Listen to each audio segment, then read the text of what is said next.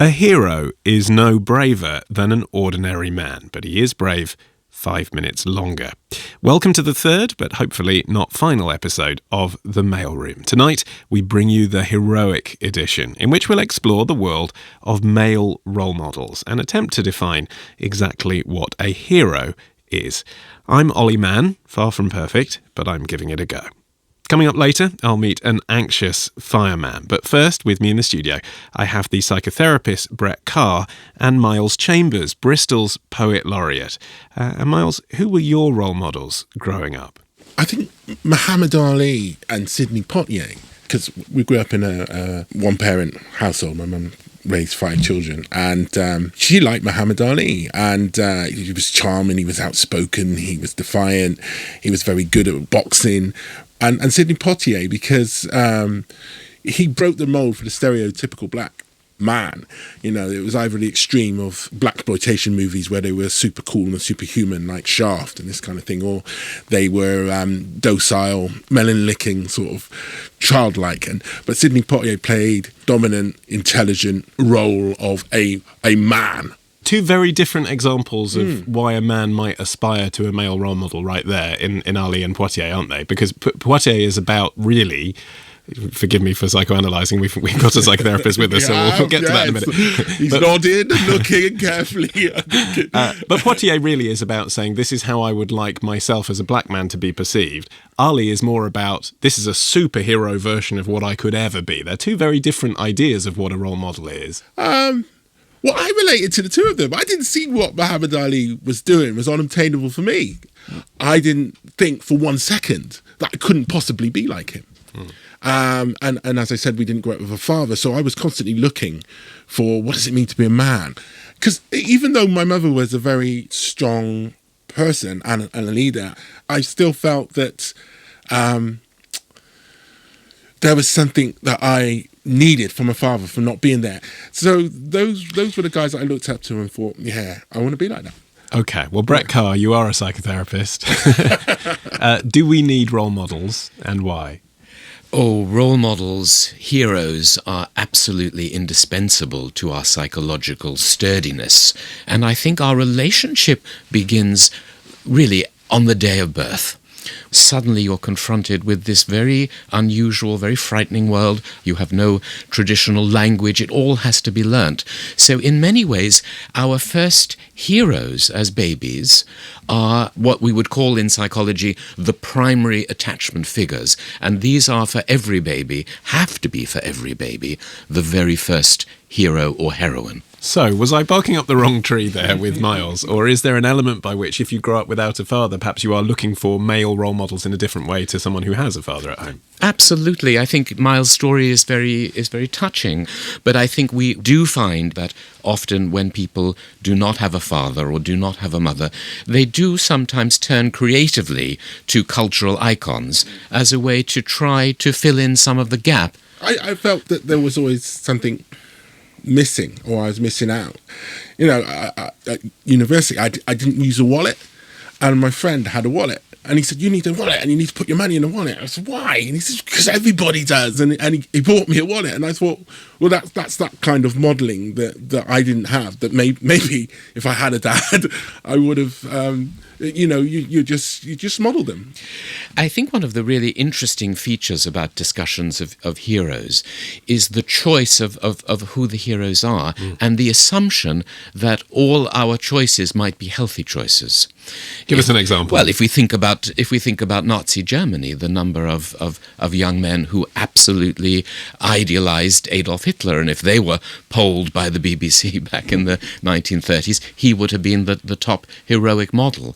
And many of them were young men whose fathers had died in World War I. Yes. So well, sometimes the choice of hero needs to be analysed in that way. And that's something that can be abused politically, isn't it? It's something Absolutely. Hitler did, is he knew exactly what buttons he had to press to become a role model for people. Absolutely. I remember going to my doctor's. Miles Chambers. My mother took me there for some reason, saying I needed to develop my masculinity. She actually asked, actually saying this on the radio, she said, you need to give him some testosterone to make him more masculine. Your mother took you to the doctor, yes. presenting with lack of masculinity. Well, that's the most brilliant example we've had on this series dear. so far. No, it is going to go out there. I want to know this story. What did she think you were lacking? What were you presenting with? What was it? Well, I was an art student at the time. Oh, well, heaven forfend. Maybe I wasn't married yet or something. I don't know. Or she didn't have any grandchildren. But for some reason, she said because of a lack of a father, I used to have friends that were more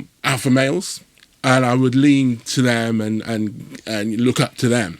And it was really a want of a father figure. And she said that this isn't right. He should be developing his own masculinity and strong on his own right. I didn't think there was anything wrong with me. The doctor sort of sat there listening to her. And then when they said, oh, let him come and visit me once a week, once a month, I think, and we'll just have talks. I won't send him to a psychologist.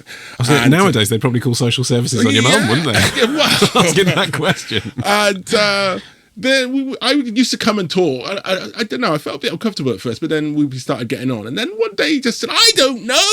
I've got no idea. I'm making it up as I go along. And what he meant was that there are no answers to everything. That's what I mean. It gave me solid medical advice and psychological advice at one point. But I kind of figured that there was a time when you just knew and you just dealt with stuff and you were just confident and you just can handle stuff and that was a man, and you just know what to do in most situations, and that just told me that you don't, and two, you just resolve to just get on with stuff and do what you're doing and be who you are and just to become your own hero, really. That's right. Because I think as somebody becomes increasingly creative and mentally healthy in life, you don't necessarily need to turn to the cultural stereotypes because you feel comfortable within your own skin. Well, we asked on social media who your heroes are.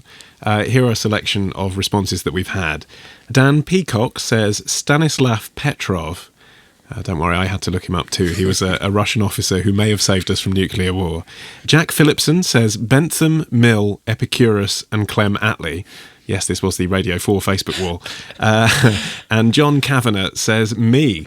My influences were many and varied, but I got me here. They didn't. Perhaps we'll talk about that in a moment, but another person who tweeted into the show was the Anxious Fireman. His real name is Johnny Ward. He's a firefighter in Manchester, and he has a story to tell. I've been inside a house fire whilst having an anxiety attack. I've been inside an upside-down crashed car treating a casualty whilst having an anxiety attack. I've been on an end of a rope in a river whilst having an anxiety attack trying to pull somebody out. And then I started to worry about them happening. So the anxiety was about the anxiety, if that kind of makes sort of sense. So you had these feelings, but you carried on. Yeah. For how long? Probably about a year. Eventually I was on a stag do with some friends and I blacked out, basically. We hadn't even had a drink, so I can't blame it on that, I'm afraid. But I sort of stood up from being sat down, I wandered over somewhere and I just completely blacked out. And I remember being lay on the floor, coming round with a paramedic sort of stood over me and just feeling that is the lowest I think I've ever felt. It's certainly up there anyway. Just kind of coming round, just feeling so ashamed and so defeated. I don't know if that's the right word, but sort of just crushed. And do you think that was partly because it was in that very masculine environment? Absolutely. You know, I was the best man. Right. So again, I was in charge. I was running the weekend away. I was the top dog, if you like, and it just sort of floored me. So when was the moment that you did realise what you were going through? I went to the GP, and I went to the GP about 5 times and told me I was fine. So I booked in with another GP. They told me I was fine. Another GP told me I was fine. Another GP told me I was fine. And because I kept choosing different GPs, they never kind of put 2 and 2 together until eventually I went to see one that I saw, I think, twice, and he sort of clicked. And I was sat there, head in hand, kind of feeling very low, very anxious. And he sort of rolled his chair over, and I still remember it. And he sort of tapped me on the head, and he went, "When are you going to accept that this is in your head?" And it just hit me. And I remember walking out to the car park, and he sort of gave me some advice. He gave me sort of contacts for counselling and antidepressants and all these sort of things. And I sat in my car and just absolutely bawled my eyes out for about 20 minutes, just uncontrollable crying.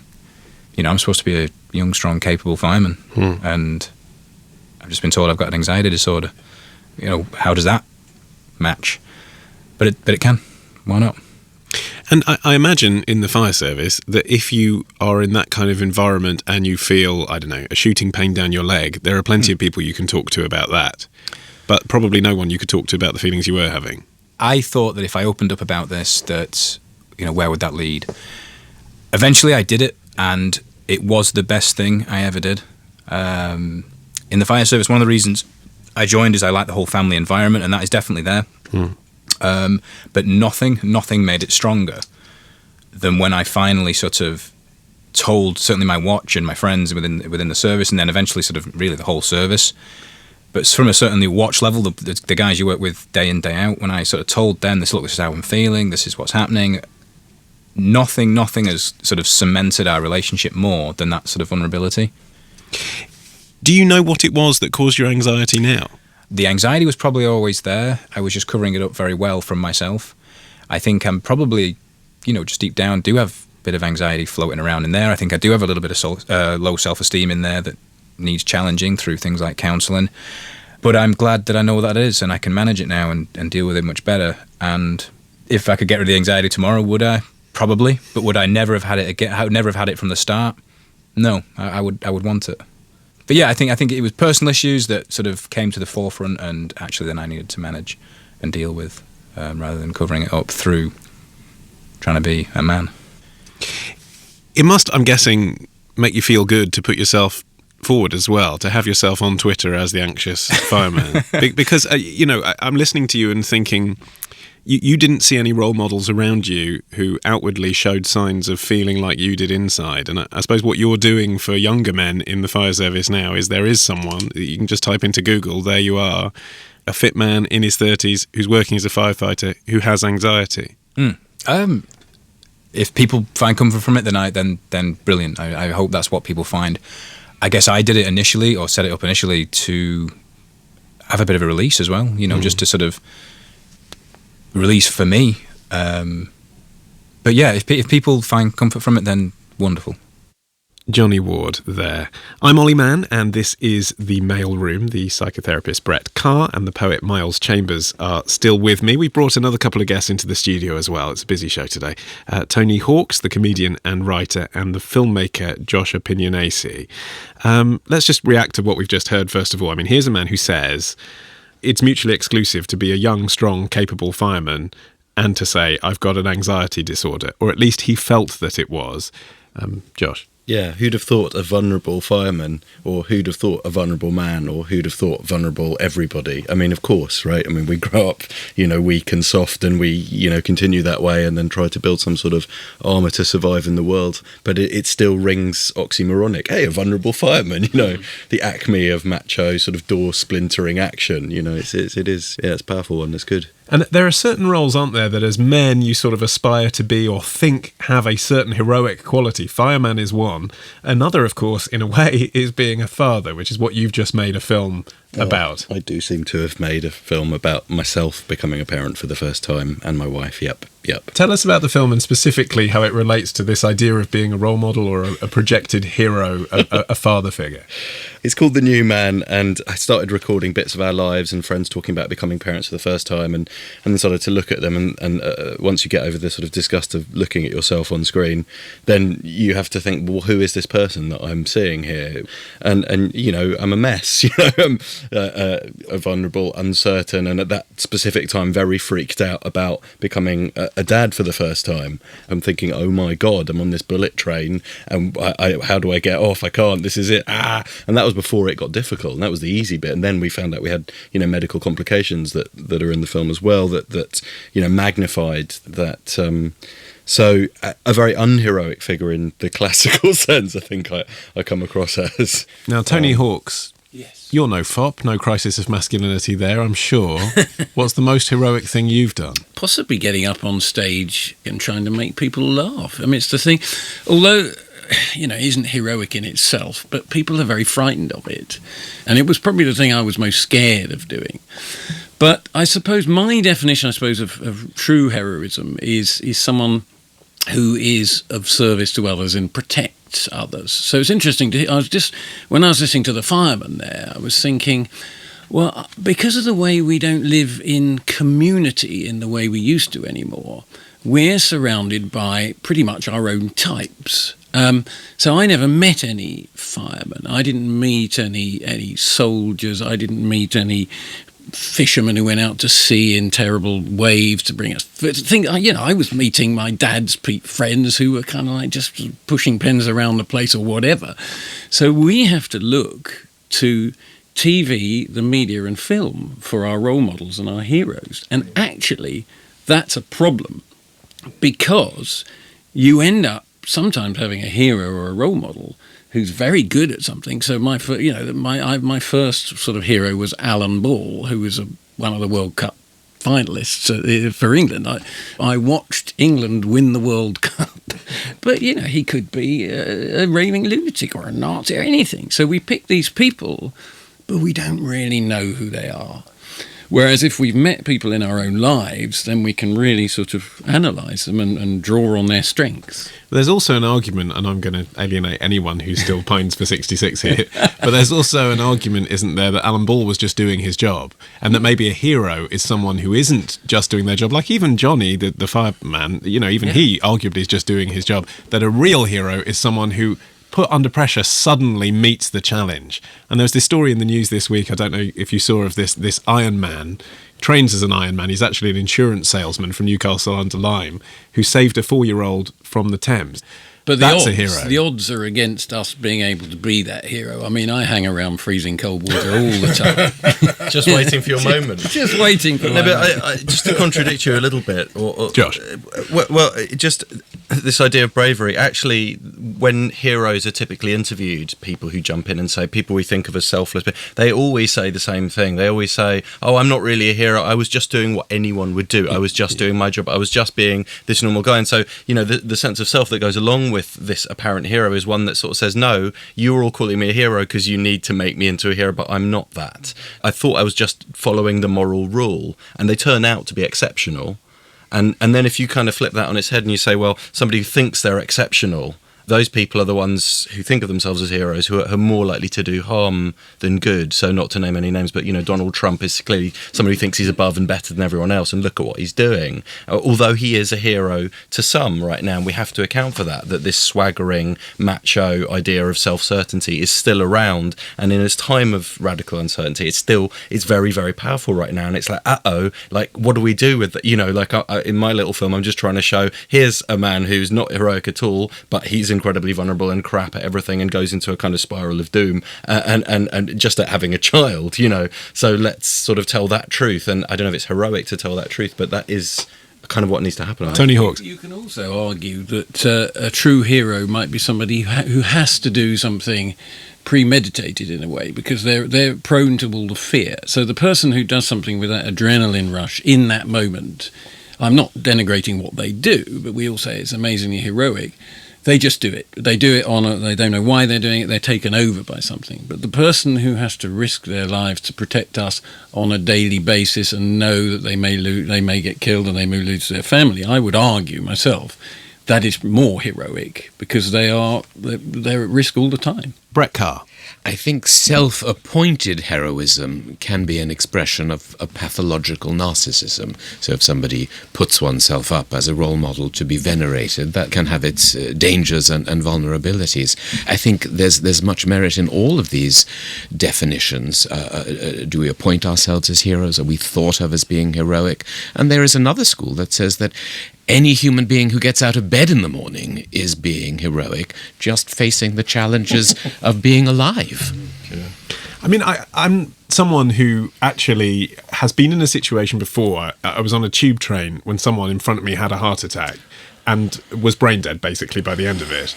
And I realised that had I intervened sooner, had I pulled the cord sooner, had I made more of a fuss sooner, their life might have been saved, and I was too awkward and embarrassed and English to do anything about it. And my response to that situation was to say, right, from now on, bullshit to that. If that ever happens to me again, if I'm ever in a situation where I see something happening, I am going to leap in and do something about it. So actually, I wonder if these people who apparently instinctively help out have kind of had a premeditated situation where they've thought, no, I'm going to be active in this world. Miles? Yes, you can get yourself hurt. I would react in a situation according to the situation, if you see what I mean. I'm not going to go looking for a chance to be a hero. I'm Ollie Mann, and you're listening to The Mail Room. On the line from Glasgow, our final guest, Dave Rodden, creator of the first of a fantasy adventure trilogy called The Knights of the Borrowed Dark. It's a classic rites of passage tale, plenty of escapism thrown in there as well. So, Dave, you grew up in Ireland. Tell us who your heroes were over there. Hiya. Yes, so I grew up in a tiny, tiny village in rural Ireland, and as sort of a way to escape, basically, I read an awful lot of fantasy and an awful lot of science fiction, and I sort of immersed myself in these heroes, these lantern-jawed, six-packed, flowing kind of locks, these amazing kind of heroes, and I couldn't identify with them. This ridiculous certainty, this self-possessed kind of nature. So I gravitated towards the tricksters, the smaller, wiry heroes, the ones who outsmarted their enemies or knew some extra bit of knowledge that they didn't. And I always really loved those kind of stories. And then I also read an awful lot of Terry Pratchett, who dissects and deconstructs fantasy sort of literature. And he has this barbarian hero, Cohen the Barbarian, who has conquered dozens of countries, but has never been able to rule any of them. And so is sort of locked in this wandering around trying to find things to do kind of mentality. So I think from a very young age, I could never really take heroes seriously because I knew I wasn't one, and I knew they weren't the idea that we have of these massive heroes. It's not kind of real, I guess. It's really interesting to hear you name Terry Pratchett figures because, here we have Miles, who earlier was talking about choosing Muhammad Ali as his role model, so the most powerful black man in the world, and you just basically chose the most powerful nerd. It's very telling. But there's something about that, isn't there? The kind of comic book hero. Obviously you work in this fantasy world now. When you write now in 2016, who do you think is the right kind of hero for the times we're living in at the moment? I think the hero we need now is someone who questions. I think we're at a stage now, and especially even though the world is sort of going to hell at the minute, if you need your kind of heart filled up with hope, go in and talk to kids in schools because they're amazing and they're so sharp, and I don't think they won't take this one-dimensional hero seriously anymore. You need to have heroes who question, heroes who are challenged and challenging, as opposed to just these cookie-cutter, six-pack kind of people. And with Knights of the Borrowed Dark, what I wanted to do was I wanted to reflect that heroism isn't automatic, that bravery is a choice. So the Knights of the Borrowed Dark, the more they use their powers, the more it slowly turns them to iron, because bravery is a choice you constantly have to make, and it becomes more difficult the more that you make it once you become even more aware of all the dangers. And I wanted heroes who constantly questioned themselves and suffered for doing the right thing, because the right thing is difficult. Yeah, so this idea of sort of different heroes fitting different times I find really interesting. You think about the popularity of Superman in America around the Great Wars, and for my generation, I'm a child of the 80s, so my Spider-Man was Tobey Maguire, who was kind of weedy and nerdy. Yeah. What is that? What is it that people look for when they choose the way their heroes behave? James Bond is another one. Daniel Craig's Bond is very different to Connery's, isn't he? He is. He seems to be quite self-aware, and even Daniel Craig sort of has been kind of vocal about his criticisms of James Bond as a character, because James Bond is a monster. He's a misogynistic sociopath with a nice watch, and I love the fact that Daniel Craig is no, this guy isn't a hero, and I love we're obviously inundated with. It's mad that now Captain America and Thor are now household names, but I find it very interesting when people find their favorite superhero, what that says about them. So like Spider-Man became hugely popular because he wasn't a billionaire playboy. He wasn't a giant flag with pecs. He was a kid who got in an accident and tried to do something good with it. And that's why he became massively popular, because you could identify with him. I mean, no, we're not crawling on walls or anything, but you could go, oh, I've made those mistakes and I can't get the girl and I can't do that kind of thing. So I think you can tell a lot about somebody who their favorite superhero is, basically. Brett Carr. Well, I think somebody like Spider-Man does fulfill a very powerful infantile fantasy and gratify a very important infantile memory, which is our early experience of flying. When you're a baby and Daddy picks you up and holds you up in the air and does pretend flying games, it can be very, very exciting. You can feel a real sense of omnipotence, a delightful sense of omnipotence. And I think it's perhaps not accidental that so many of the comic book superheroes fly. That's a deep wish that most of us can't do. We have to find other ways to fly in life. Infantile's a great word, isn't it? Oh, do we grow up out of heroes? Josh, you feel like you've sort of grown up. You've analysed yourself and you said, I don't need role models.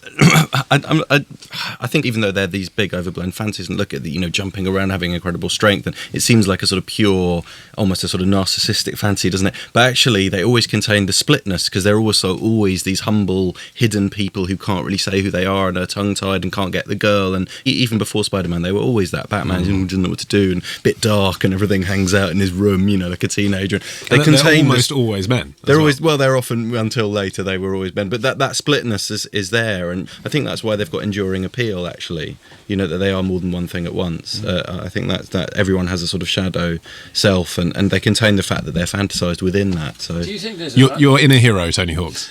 Well, one of the things I was just going to mention there is whether there's a real danger in all this, so that the kid that is watching this stuff, that identifies with the kind of nerdy character, feels, yeah, but I'm the nerdy character all the time, and I'm never going to be anything other than the nerdy character. So do we have the wrong role model? For me, yes, I think we do, because we tie it all up with magnificence and great achievement and size and specialness.